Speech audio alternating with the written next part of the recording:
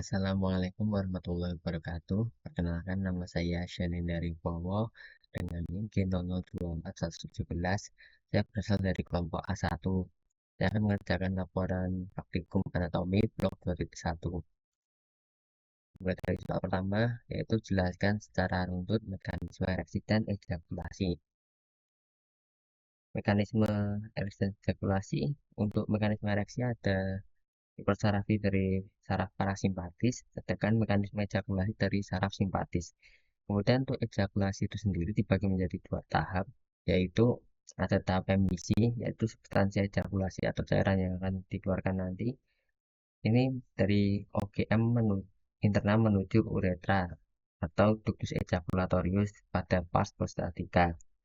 Kemudian untuk ejakulasi, yaitu ejakulasi itu sendiri, substansi ejakulasi atau cairan ejakulasi nanti akan dikeluarkan dari ostium uretra externum. Kemudian lanjut ke mekanisme ereksi. Mekanisme ereksi penis terkait dengan sistem saraf parasimpatis. Rangsang atau stimulus seksual akan diproses pada daerah supraspinal di area perioptik medial dan nucleus paraventricularis di hipotalamus dan hipokampus yang merupakan pusat integrasi fungsi seksual dan ereksi. Impuls dari sistem saraf pusat atau hipotalamus dan hipokampus akan dibawa ke efektor melalui serabut parasimpatis segmen sakral 2 sampai 4, sedangkan inhibisi ereksi dibawa oleh serabut saraf simpatis segmen 1 sampai 3. Di serabut parasimpatis segmen sakral 2 sampai 4 tadi akan melewati nervus planici pelvici yang ke arah ganglia pelvica parasimpatis. Kemudian untuk mekanisme ejakulasi tadi sudah disebutkan terdiri dari dua proses, yaitu emisi dan ejakulasi. Emisi adalah transmisi cairan semen ke dalam uretra, sedangkan ejakulasi adalah keluarnya cairan semen dari ostium uretra externum.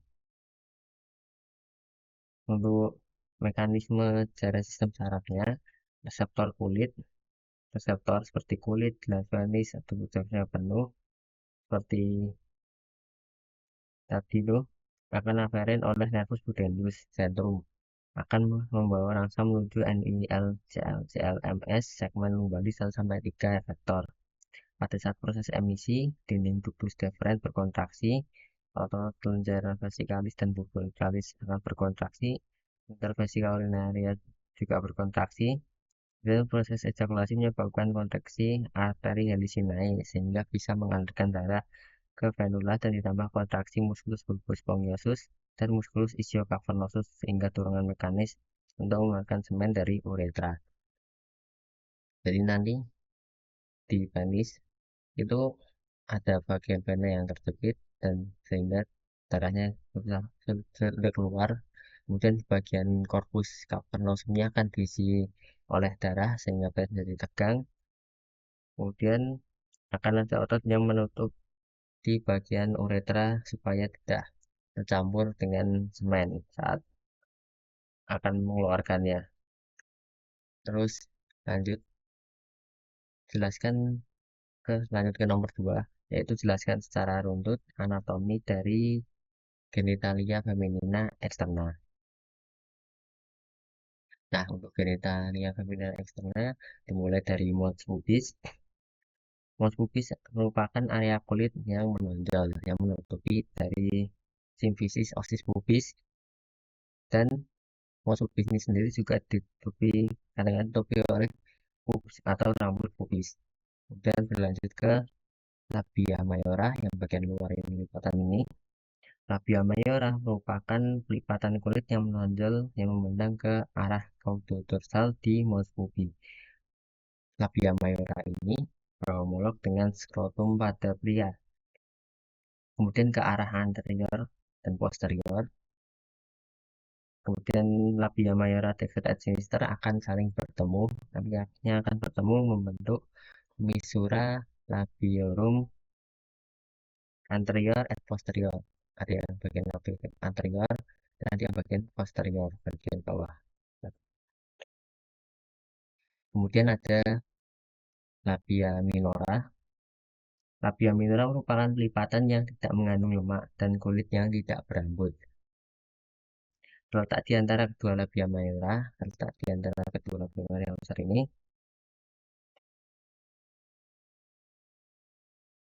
labia minora membatasi bagian posterior dari labia minora dextrae, membatasi bagian lateral dari ostium uretra externum dan orifisium vaginae. Pada wanita yang sudah pubertas, akhiran posterior dari labia minora dextrae sinistra akan berhubungan membentuk frenulum labiorum pudendi atau pouset.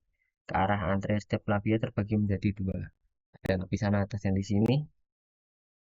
Ini akan berjalan di atas klitoris, membentuk pelipatan yang saling bertemu, membentuk tutup dari garis klitoris yang itu sendiri yang disebut dengan prepudium clitoridis. Kemudian pada lapisan bawah berjalan di bawah klitoris dan saling bertemu membentuk frenulum clitoridis. Kemudian ada vestibulum vaginae. Dari yang semua keseluruhan ini, vestibulum vagina itu merupakan ruangan yang dikelilingi oleh labium minus yang menjadi muara dari ostium uretra, ostium vagina, dan ductus glandula vestibularis major dan minor. Kemudian di sini ada ostium vagina yaitu muara dari vagina itu sendiri, lubang vagina. Kemudian di sini ada ostium uretra externum, muara dari uretra yang paling luar. Kemudian di bagian ostium vagina sini tadi ada glandula vestibularis major. Glandula ini berhomolog dengan glandula bulborectalis pada pria. Setiap glandula mempunyai ductus yang akan bermuara tepat di sebelah lateral pada cekungan di antara dua labia minora. Jadi dari awal di sini ada mos pubis yang berupa penonjolan area kulit yang menonjol yang menutupi simbiosis pada pubis. Di area ini juga mos pubis akan ditutupi dan ditumbuhi oleh rambut pubis atau pubis. Kemudian turun ke sini ada labia mayora. Labia mayora itu yang besar-besar merupakan lipatan yang berhubungan dengan skrotum pada pria. Terus di bagian dalam sini ada labia minora yang tidak adanya. Kemudian labia minora, labia minor ke atas akan tercenderung tinggi yang kalau dia ke atasnya si glans klitoris ini akan membentuk prepudium clitoridis. Sedangkan jika dia bertemu di bawah sini, bawahnya klitoris akan membentuk frenulum clitoridis. Kemudian untuk glans klitoridis sendiri, dia homolog dengan glans penis pada pria. Kemudian untuk bagian cekungan yang keseluruhan di sini, bagian dalamnya bukan bagian labia minor, itu adalah vestibulum vagina. Ini keseluruhan dari ostium uretra externum, bagian ostium vagina, dan sebagainya. Terus di bagian atas glandula vestibularis major yang bolok dengan glandula bulbo uretralis. Dalam ostium itu sendiri nantinya terdapat hymen. Apa itu hymen? Hymen merupakan selaput mukosa yang kaya akan pembuluh darah. Nah, jika sudah rusak, kemudian terdapat ada bekas-bekasnya, itu dinamakan karunkula hymenalis. Rusaknya akibat koitus. Kemudian ada klinisnya jika hymen tertutup, tidak ada lubang sama sekali. Ini disebut hymen invertebrata. Nah, kenapa disebut klinis malahan? Karena jika tidak berlubang, otomatis darah menstruasi dapat keluar. Sehingga jika terlalu menumpuk, bisa menyebabkan buah penyakit klinis bermasalah. Mungkin seperti infeksi dan sebagainya. Terus lanjut ke nomor 3. Jelaskan dari tren atau ginjal serta vaskularisasi dan inervasinya.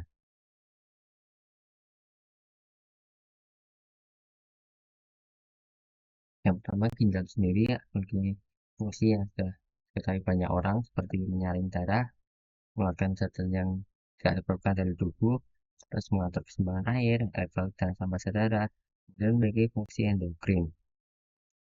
Kemudian yang pertama masuk ke posisi anatomis dari ren. Ren kan ada di bagian belakang pada tubuh, dia ada di belakang bukan bagian depan, sehingga disebut organ retroperitoneal. Kemudian di bagian atas ren atau ginjal ini terdapat glandula suprarenalis yang terdapat di polus superiornya. Kemudian untuk letak sklerotopisnya dimulai dari ren sinister, yaitu setinggi badan PTH 12 sampai VL3. Kemudian untuk ren dexter ini sendiri, dia akan lebih turun setengah vertebra karena ada lobus hepar yang membuat ren dexter akan terdesak turun ke bawah. Kemudian untuk lapisan pembungkus dan fiksator ren terdiri dari 4 bagian. Yang pertama ada kapsula fibrosa. Kapsula fibrosa merupakan pembungkus yang meliputi ren langsung melekat erat pada permukaan luar ren. Kemudian ada perirenal fat. Dan setelah namanya fat, yaitu lemak yang meliputi kapsula fibrosa dan darah yang keluar masuk dari ren. Kemudian ada fascia renalis, yaitu lapisan membranosa yang terletak di luar perirenal fat, ren dan glandula suprarenalis. Dan berfungsi untuk membungkus ren, glandula adrenal yang ada di bagian depan dan atau dinamakan sebagai fascia aorta. Kemudian yang terakhir ada pararenal fat lagi, berarti lemak lagi, yang ini terletak di luar fascia renalis di bagian posterior dan posterior lateral ren. Kemudian topografi dari ren pada fascia anterior ren dextra berhubungan dengan beberapa struktur.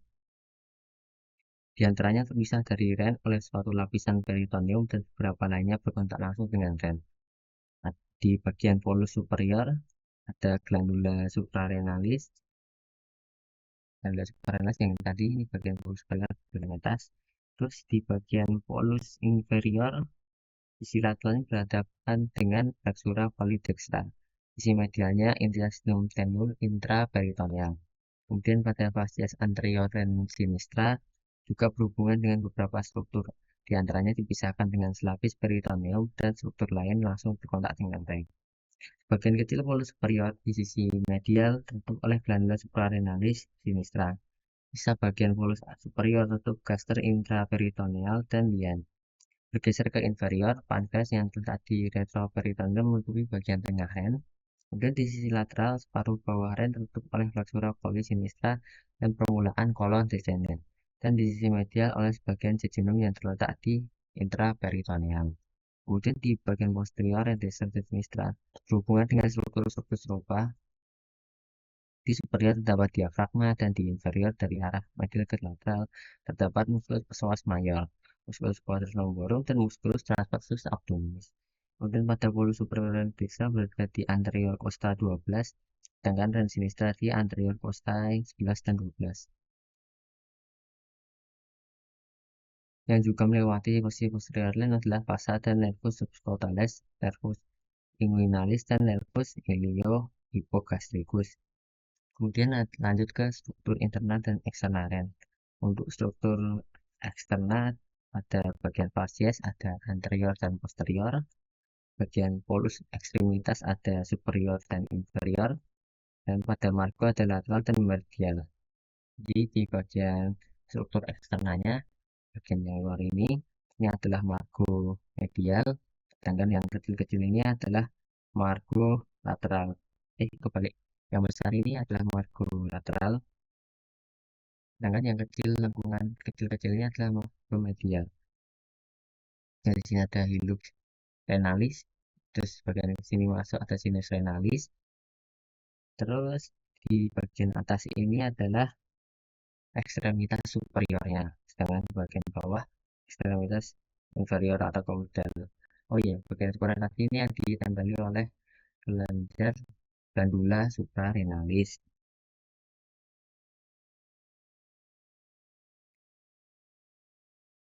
Terus untuk struktur internal di bagian sini ada piramidalis renalis, ada papilla renalis bagian sini, kemudian ini adalah cortex renalis, kemudian ini adalah sinus renalis ini tadi, terus ini ada calyx minor yang kecil-kecil ini, ya yang kecil, yang putih ini kalau yang papilla renalisnya yang seperti segitiga ini yang calyx minor, dan ke sini bisa jadi calyx mayor, terus ini jadi pelvis renalis yang besar, yang paling besar.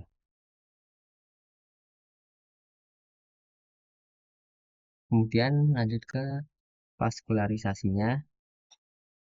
Untuk vaskularisasi dari ren atau ginjal, awal mulanya dari aorta abdominalis yang bagian ini. Kemudian dilanjut ke arteri renalis dextra atau sinistra. Kemudian lanjut ke arteri segmentalis. Arteri segmentalis mulai kecil ke sini. Kemudian dia lanjut ke arteri interlobaris, mulai masuk lagi lebih kecil lagi sini. Dari arteri interlobaris ke sebelah sini salah. Ini arteri lobaris, kemudian jadi arteri interlobaris ke sini.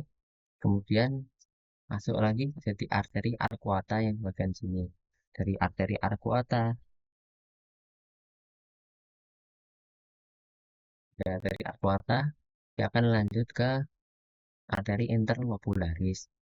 Dari arteri interlobularis nanti jalan ke arteri aferen, kemudian glomerulus, arteri aferen, vasa recta dan seterusnya.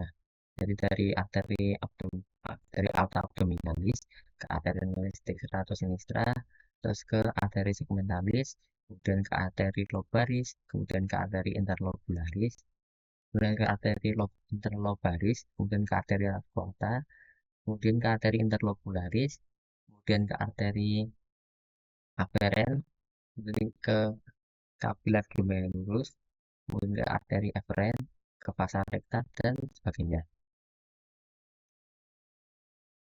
Kemudian lanjut ke inervasi dari ren. Untuk inervasi dari ren, plexus dari renalis itu menjadi tiga. Pada somatik aferen terdapat nervus planici thoracici. Kemudian untuk simpatisnya ada nervus planicus mayor dan nervus planicus minor. Kemudian untuk parasimpatisnya yang paling mudah dihafal yaitu nervus vagus. Kemudian plexus renalis berhubungan dengan plexus testicularis. Kemudian terakhir untuk drainase limpa masing-masing ren akan bermuara ke nodi alveolis lateral atau lumbal di sekeliling pangkal arteri renalis. Terima kasih. Sekian dari saya. Mohon maaf apabila ada kesalahan dalam pengucapan kata. Wassalamualaikum warahmatullahi wabarakatuh.